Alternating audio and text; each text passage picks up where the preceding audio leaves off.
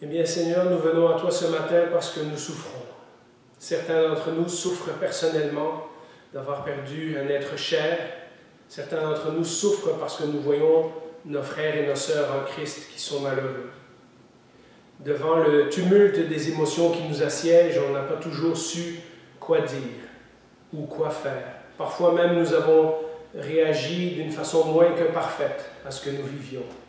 Mais nous venons aujourd'hui dans ta présence et à ta parole, non pas parce que nous cherchons des explications intellectuelles, mais parce que nous voulons trouver ce que tu as à nous dire pour nos vies. Nous savons que tu es un Dieu qui nous aime, un Dieu qui nous écoute et un Dieu qui nous répond également. Et donc, Seigneur, qu'au travers de cette étude dans ta parole, tu puisses encourager chacun de nous à aller de l'avant sur le chemin difficile que tu nous as tracé. Au nom de Jésus, nous te faisons cette requête. Amen. Alors, nous revenons aujourd'hui à la description des émotions qu'on peut vivre lorsqu'on passe au travers d'un deuil. Et de nouveau, je ne suis pas un spécialiste, mais ce que j'essaie de faire aujourd'hui, c'est pour nous qui sommes croyants, qui avons mis notre confiance en Jésus et qui croyons que sa parole a des réponses pour notre vie, de regarder ce que nous vivons lorsque nous vivons la perte de quelqu'un ou la perte de quelque chose qui était important pour nous et qu'est-ce que la Bible nous dit à propos de ces émotions.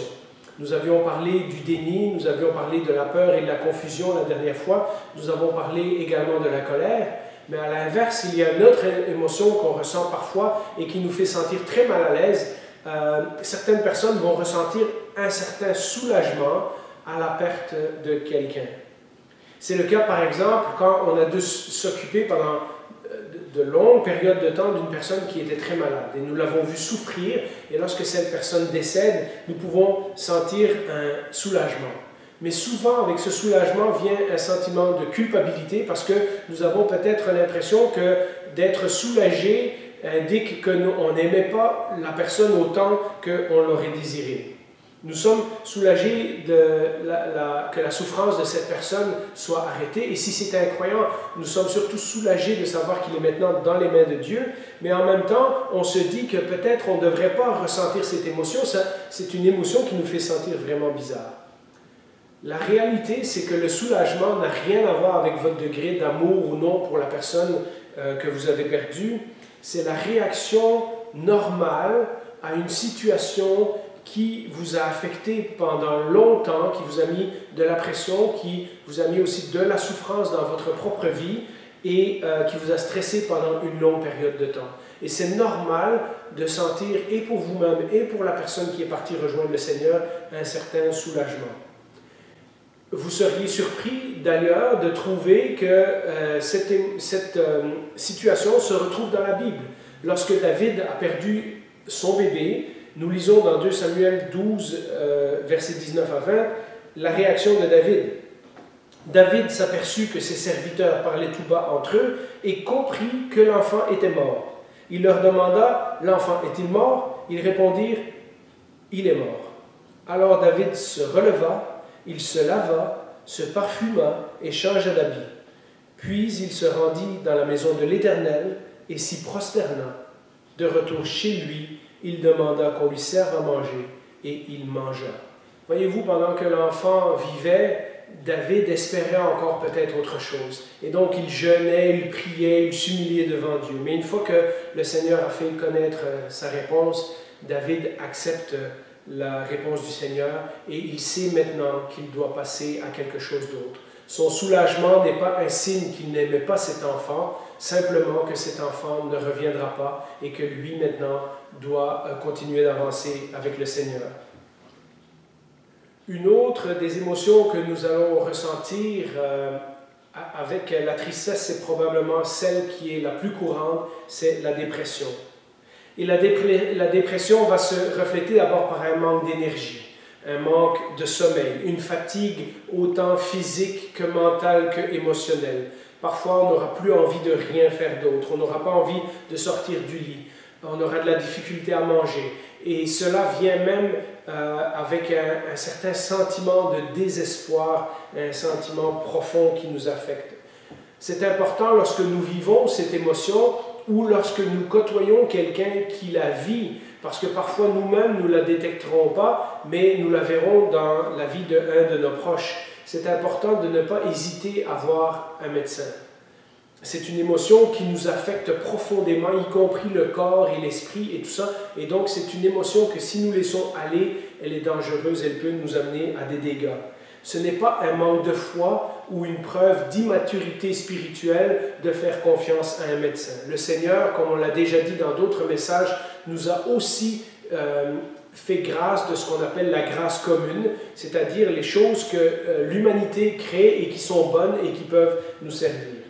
Mais c'est aussi le temps où nous devons faire attention de prendre des bonnes solutions bibliques. Le sommeil et la nourriture sont deux exemples que nous trouvons dans la Bible. À la manière d'Élie, qui, vous vous rappelez, lorsqu'il a dû s'enfuir de Jézabel, se retrouve dans le désert et il veut mourir. Et nous lisons dans 1 Roi 19, versets 5 et 6, « Il se coucha et s'endormit sous un genêt. Et voici qu'un ange le toucha et lui dit, « Lève-toi et mange. » Élie regarda et il vit à son chevet un gâteau cuit sur des pierres chauffées ainsi qu'une cruche d'eau. Il mangea et but, puis se recoucha. Et nous savons que ça arrivera encore une deuxième fois. Et vous voyez comment l'Éternel agit dans cette situation. Le repos, la nourriture, ce sont des choses essentielles. Nous sommes dans un état vulnérable. Et donc, si nous devons d'un côté faire attention de prendre des solutions bibliques, nous devons aussi faire attention de ne pas tomber dans des pièges non bibliques. Le piège de la consommation de médicaments, par exemple. Certaines personnes, lorsqu'elles souffrent beaucoup, vont se mettre à boire plus. L'abus de substances et des choses comme ça est très réel. C'est quelque chose qui arrive, qui est documenté. Il est important d'informer sa famille et d'informer son Église de ces choses, afin que, si nous nous sentons vulnérables, des gens puissent nous surveiller. Parfois, la dépression sera spirituelle. Et ça, c'est tout un sujet en lui-même. Nous le lisons beaucoup dans la Bible. Psaume 143, verset 7, par exemple, « Réponds-moi vite, Éternel, car mon esprit s'épuise. Ne me cache pas ton visage, car je deviendrai pareil à ceux qui descendent dans la tombe. » Le psalmiste est en train de dire, « Seigneur, je me sens tellement mal que si tu ne me réponds pas d'une façon ou d'une autre, j'ai l'impression que je vais mourir. » Ce n'est pas que vous avez perdu votre foi, mais vous avez perdu l'envie de pratiquer votre foi. Vous avez peut-être du mal à lire la Bible, vous avez peut-être du mal à prier, vous avez du mal à venir à l'église, vous n'en voyez pas l'intérêt. Pourtant, ces choses sont essentielles dans votre guérison. Demandez simplement au Seigneur de vous donner l'envie, de vous donner la force d'y aller une journée à la fois. Appelez un frère ou une sœur à qui vous faites totalement confiance et à qui vous accepterez de dire vos émotions et en retour, vous accepterez qu'il ou elle vous appelle pour vous encourager, pour vous motiver. Il se pourrait aussi que parfois, ça soit tout le contraire. Parfois, lorsqu'on traverse une grande épreuve, on s'entoure de lectures, on s'entoure de messages bibliques, on s'entoure de chants, de prédications.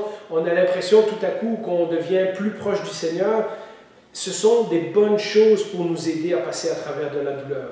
Ça m'a d'ailleurs beaucoup aidé dans une période de ma vie où j'ai passé par des circonstances très difficiles.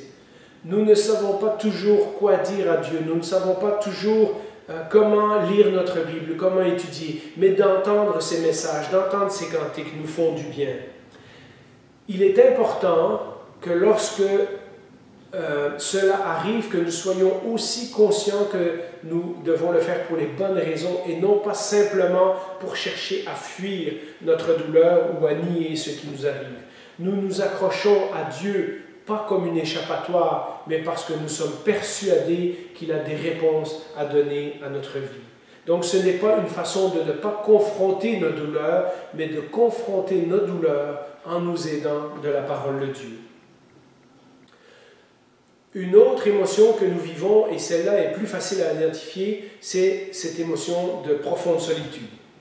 Il est évident que notre perte est unique, parce qu'elle comporte des souvenirs et des liens affectifs qui nous étaient propres. Et donc, chaque deuil est différent. Mais parfois, devant la perte, même si nous savons que d'autres personnes dans notre entourage ont déjà perdu quelqu'un, eh bien, nous avons l'impression que notre cas est différent. Nous ressentons une profonde, profonde solitude. Nous nous posons des questions comme « Comment je vais vivre maintenant que je suis seul ?» Ou « Personne ne peut vraiment comprendre ce que je suis en train de vivre. » Ou aussi, parfois, « Je ne veux pas déranger les autres avec mes problèmes parce qu'ils ne comprendront pas. » Parfois, c'est ce sentiment que je ne passerai pas au travers d'une autre journée. Cette personne était tellement importante dans ma vie que ça ne vaut plus la peine de vivre sans cette personne. Je n'ai plus de raison de continuer.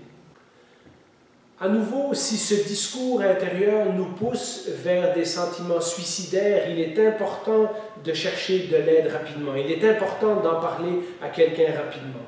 Mais souvent, ce qui va arriver, c'est que, oui, nous ressentons une profonde, profonde solitude, mais nous avons encore des choses qui nous accrochent. Oui, nous avons l'impression que nous ne pouvons plus continuer de vivre, mais parce que nous avons des enfants, nous avons de la famille, nous avons peut-être encore un travail qui nous attend, eh bien, ces choses nous aident à nous accrocher. Et donc, nous pourrions ressentir cet état de profonde solitude, mais quand même avoir des outils pour passer à travers. Il est très important à ce moment-là de se rendre compte que nous ne sommes pas ce que nous ressentons.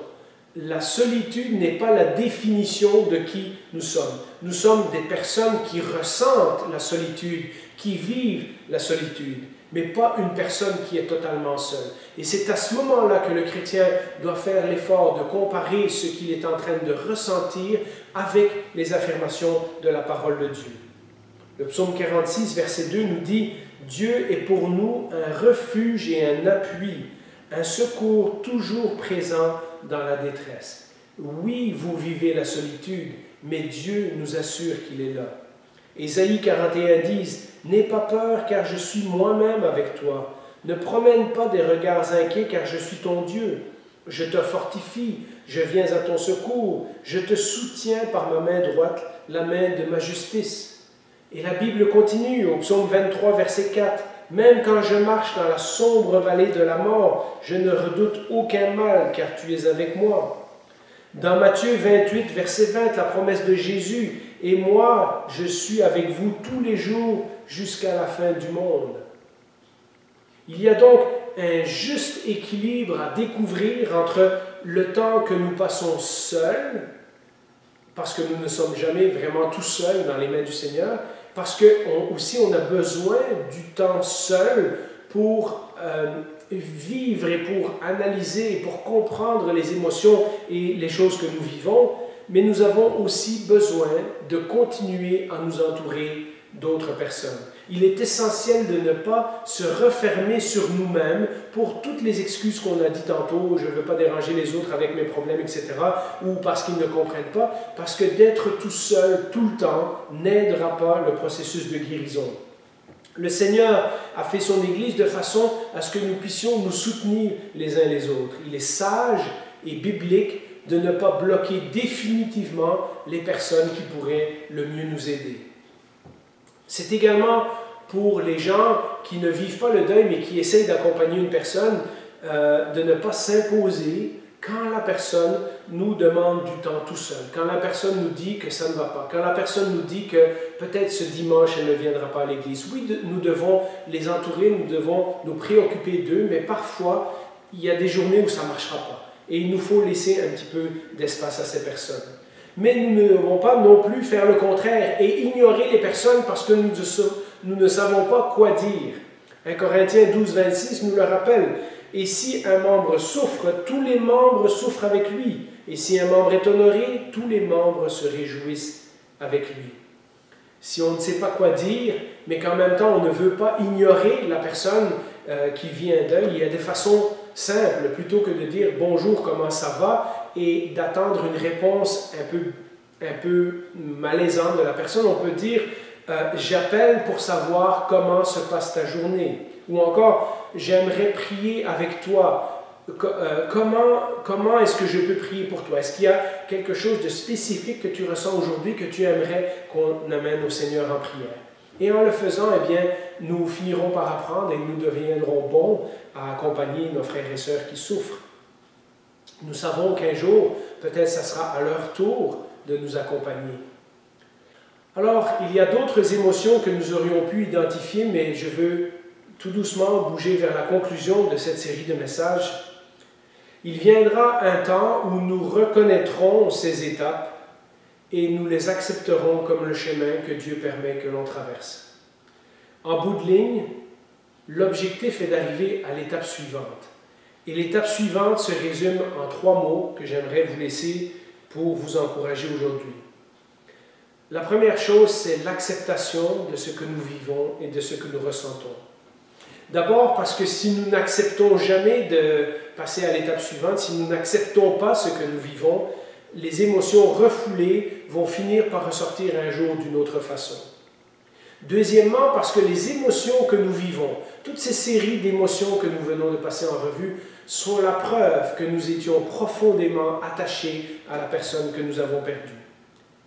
Vous savez, c'est difficile de faire preuve de reconnaissance et de gratitude envers Dieu quand on a effacé les bons souvenirs avec la douleur. Parce que parfois, en souffrance, ce qu'on veut faire, c'est oublier, mais du même coup, on oublie les bons souvenirs également. Et donc, les émotions que nous vivons, les souvenirs parfois douloureux, sont simplement la preuve que nous aimions réellement cette personne. Et la troisième chose, eh bien, nous devons passer à l'acceptation parce que c'est au moment où nous acceptons les émotions que nous vivons que nous savons comment prier à Dieu. Laisser les émotions dévoiler les questions de notre âme, dit un auteur, afin que nous sachions exactement quoi apporter à Dieu dans nos prières. Après l'acceptation vient le réconfort. La Bible dit que nous serons réconfortés, mais peut-être aussi que nous aurons à réconforter d'autres. Nous pourrions ne pas nous sentir prêts à ça, surtout si notre perte est récente. À cause de la douleur, nous choisissons d'abord de penser et de travailler sur nous-mêmes, ce qui est tout à fait normal. Mais peu à peu, le Seigneur va nous guérir. Peu à peu, le Seigneur va nous consoler. Peu à peu, le Seigneur va nous réconforter. Et comme tout ce qu'il nous donne, ce n'est jamais pour nous tout seuls, c'est pour partager avec d'autres. En son temps, partager notre expérience de comment nous avons vécu les émotions du deuil et comment nous avons surmonté cette épreuve nous permettra d'aider d'autres qui souffrent, de les écouter, de les servir. Et peut-être parfois au contact de quelqu'un que nous aidons, eh bien ça accélérera notre guérison nous-mêmes. La Bible nous dit que nous devons de nous encourager les uns les autres. 2 Corinthiens 1,4 nous rappelle « Il, c'est-à-dire le Seigneur, nous réconforte dans toute notre détresse afin que nous puissions réconforter ceux qui se trouvent dans la détresse. Comment? Grâce à l'encouragement que nous recevons nous-mêmes de la part de Dieu. » Et puis, si nous devons passer à l'acceptation, éventuellement, si nous devons passer au réconfort, nous devons aussi réfléchir à notre identité.